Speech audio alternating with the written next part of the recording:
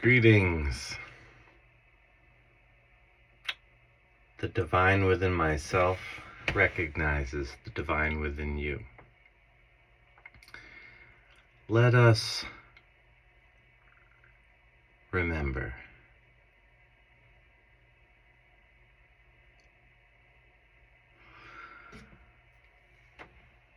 not many people know or know much about my religious upbringing. I came into this world not as a spiritually ascended family, but just as a family trying to relate to their spirit. And my mother chose Jehovah's Witnesses for us to be. And they had a compelling story that they taught me as a lad, that heaven is something that we experience here on earth, not in this life, unless of course the rapture happens during our lifetime, which could happen.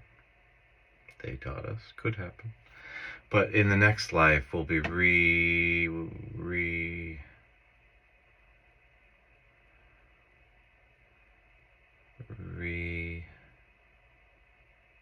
not incarnated,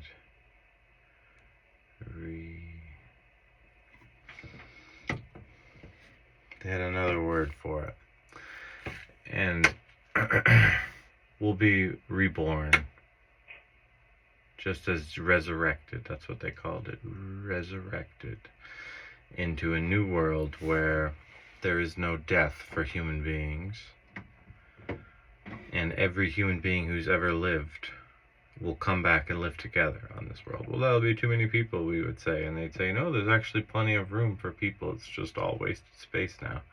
The world's made for people to live, amongst the animals. I think that's part of the reason the space is wasted, because we have to have this buffer between us and nature. But in this ideal world that they taught us, there is no buffer. And there's no extreme weather. That's all come as a manifestation of our sin. And this particular religion taught us not to celebrate pagan rites, because that was kind of what Catholicism and all these other Christmas celebrating people have done, and Easter is this weekend. And I want to say that on this Good Friday, that the upbringing gave me, ironically now, maybe the pagan rites is what I've embraced, and I've let go of going to church, Kingdom Hall, we called it, every Sunday. But I still think that the spiritual teachers that I talked to when I was a kid, I could bounce my ideas off of and ask all the questions. And I remember these questions, from when I was 10 years old or less. Very important questions that I would ask. Do animals have souls? Well, I love my cat. Is my cat going to come back with me? And they would say no. Your animal is a soul. It exists as a soul, but it's not an eternal soul like a human is that comes back and resurrect. Okay, that's sad. Okay, well, I disagree, but maybe you're wrong. But it's a good to hear your perspective. That's what I'm thinking. And then, of course, there's the question,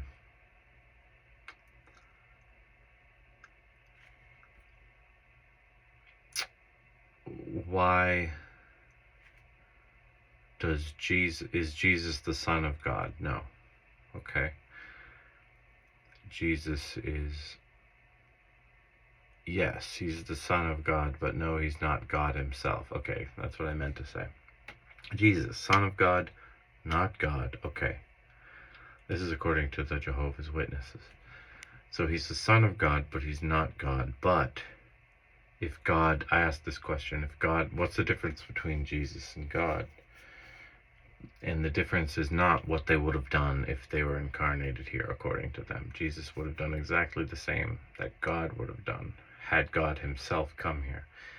But because God himself is too big, he had to send his son, which is apparently something in between. I mean, maybe I'm kind of filling in the blanks here, but something in between what is the ultimate God and what is a man, limited man. There's Jesus, who is both things at once, if you will. And, you know, having this benevolent, where you pet the lion as your pet, like, this is the world we're going to live in, according to my beliefs as a child. Like, all these things really affected me. I've had dreams, I've pet lions. Like, this is what I believe to be possible, like, deep within me, even though my outer beliefs have changed and what I teach my child might have changed.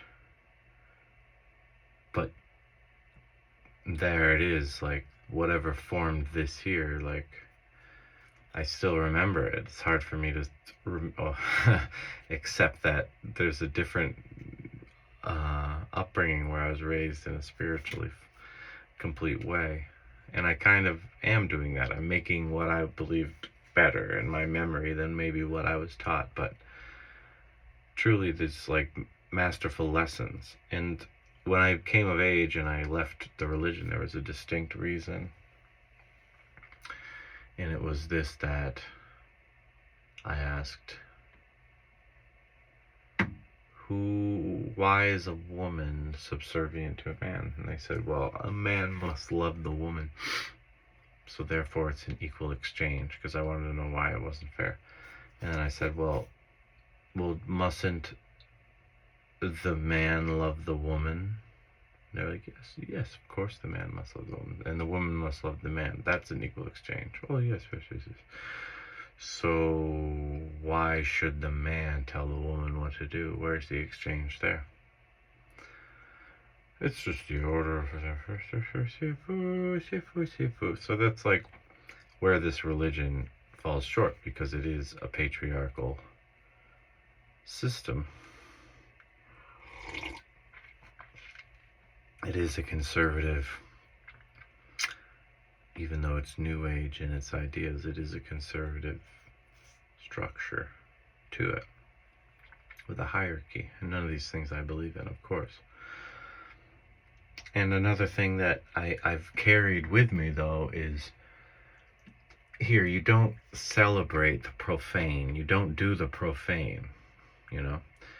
So in Halloween, which I was told was a terrible pagan ritual, now I realize it was a magical, wonderful pagan ritual. And within my sense, the way I understand magic and the relationship to energy, I'm not trying to emulate the way pagans were in the past. I'm simply existing in today's society using my own ritual, which is not independent of the Judeo-Christian, pagan, Muslim, Native American,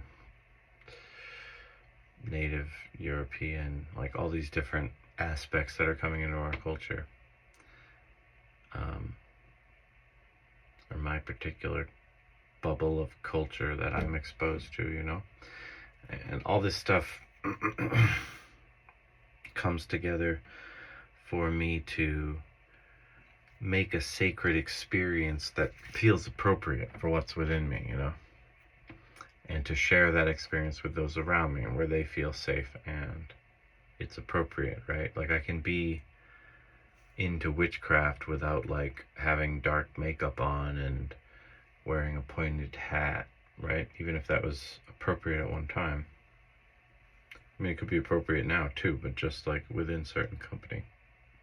Because we're always trying to meet people where they are if we're hoping to get the best out of the opportunities to share with our one another, right? And that's essentially why people even have religions, so they can be together and share an idea and a belief and a framework, right? So I'm learning to use all these celebrations as a way to express something sacred that's unexpressed within me through a rite, to create a ritual that can be carried on into the future without trying to deeply control and contrive and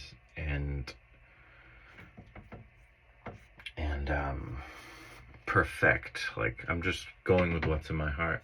That's the perfection. I'm not trying to read the way it was done or how I should do it, particularly because I can trust my intuition and what feels right, because this is a new moment. We can get a lot from what has been written down in the wisdom of the elders, and there is one great moment that we all share, but also what we write down is essentially the most important thing. And we're all given lots of opportunities to make our mark on this world, especially if we interact with others, not as an addiction, but as something where we go within as a primary experience, and then we take that primary experience as a secondary experience and share it with others as truthfully as possible, as the new way forward, right, in the new earth. And I think that's essentially what this new earth is, according to the Jehova Witness, right, is we're all given a second chance. We're all given all the information. So in their mind, the information was Jesus is the Christ, and if you accept his teachings, and especially, I suppose, pray in his name, then you'll be saved, and so forth.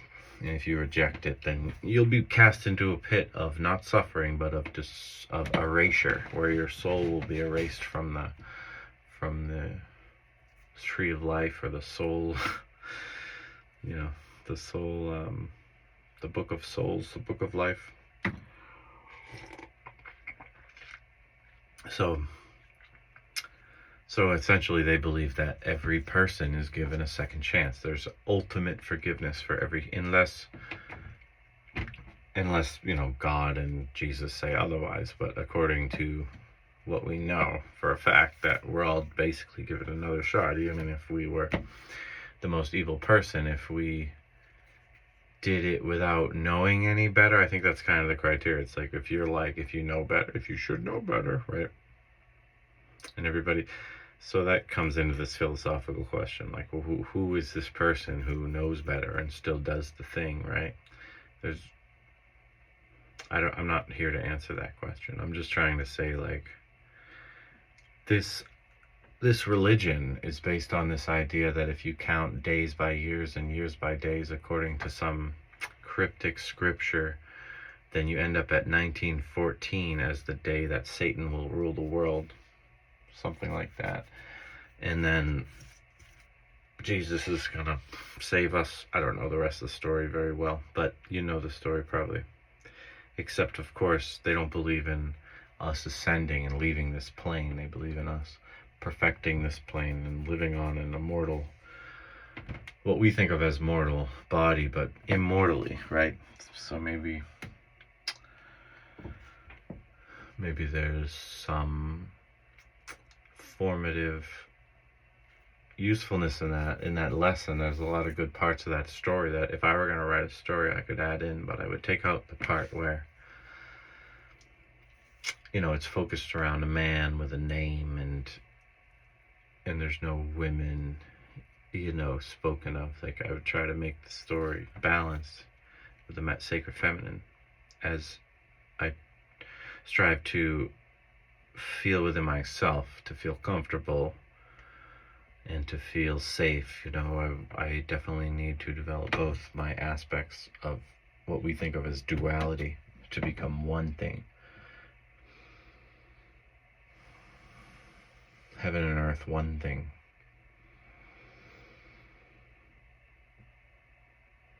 Lord and Lady, one thing. Not one above the other.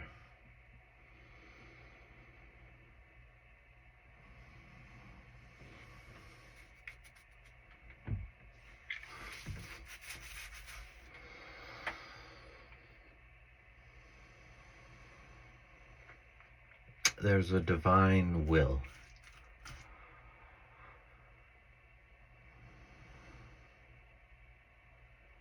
And there's power in repetition, repetition, repetition.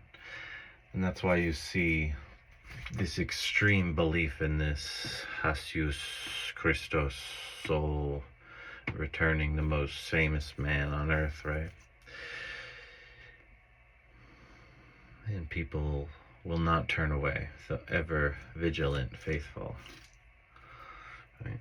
Even if their connection is dead and all they are doing is repeating the words, they repeat the words and someone else will hear those words and they'll make a true connection.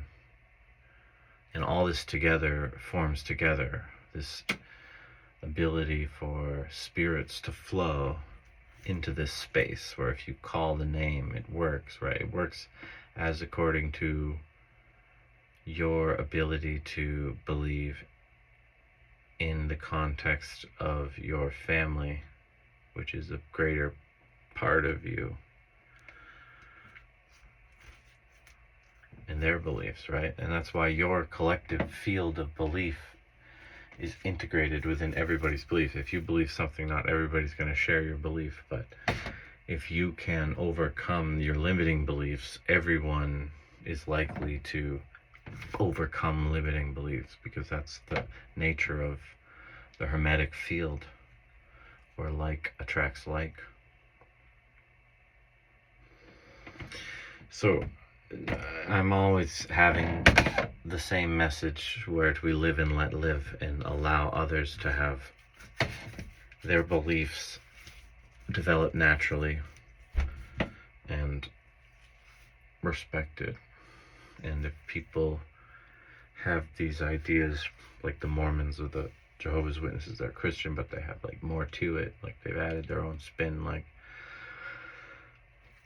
some people bullshit, you know, like they're calling that, they don't like that because it's like, okay, it's ridiculous enough to begin with, and now you're adding this spin that's even more ridiculous. But I don't think we look at it like that when we look at Native American legends. Like, we're trying to like make things so real because we live in this indoctrinated physical realm where we believe the physical realm is the real world and the spiritual realm is the fake world, when that couldn't be further from the truth. So physical realm is like a shadow of the spiritual realm, right?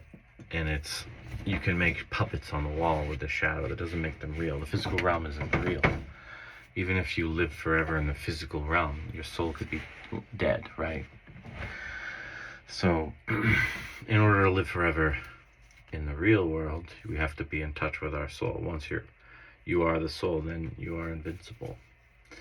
And the soul doesn't judge other people's physical beliefs. They judge their relationship with their soul. So if my soul wants to find me and I use the Bible or something similar to help find my soul as a course, as a code of, that turns on things I don't, my subconscious things turn on within my body, the ventricles and the chakra ports and all these things that I have no concept of in my conscious mind. They activate just by reading the words and the numbers and the cadence, right? If it's written properly, of any book. Any book, every book that's written truly, right? Which maybe there are few or none, but this is how they work. They decode the mystery within you with their own unique story that's not yours. Your unique story that is yours can be decoded by that story and its relationship to your story. Just like when you meet a soulmate, right? And some people are soulmates to all, and that's kind of the experience of the Messiah, where it's like, I'm here for everybody. He wasn't saying this is for the Jewish people that I'm here. He wasn't saying this is for the Gentiles or anything else. He was saying, I am here for those who have faith in love. Whenever he says, I am Lord or I am God, like, just replace that with love, and it makes perfect sense, because everything he did was for love. He, she. because it wasn't just a hymn. There's so many female messiahs that go unrecognized, that I'd like to recognize now. Say thank you, mothers of our higher consciousness, for making this possible in so many ways, so many dimensions.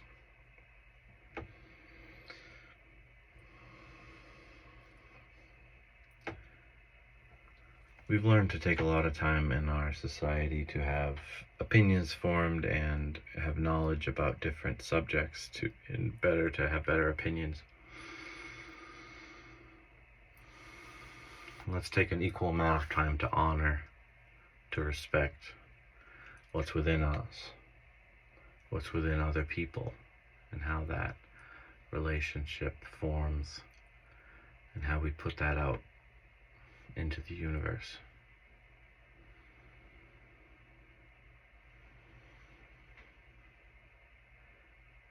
And instead of agreeing or disagreeing, allow stories to be stories. Allow fact to work on you like fiction. Why is the world as it is? It's a symbol for something to teach you a lesson. And then for a fiction, why is it valuable to me if it's not true? Because it is true. This is how you find yourself, through fiction. If you try to look around you to find yourself, right, you're not going to see it until you see a mirror. And everything is backwards in the mirror. It's inverted, right? So you think that physical thing outside of you is what's inside of you, but truly, until you close your eyes and stop looking at what's around you, you'll never find what's inside of you, right? And watch the words we use. Like when we say lesson in order to learn more, it's like, what are we lessening? We're lessening the lessening. We're letting go. We're unlearning, right? That's the less. Because we've been learnt in such a poor way, which is essentially a traumatized way, because that's the experience we've all chosen to heal at this time together. So mote it be.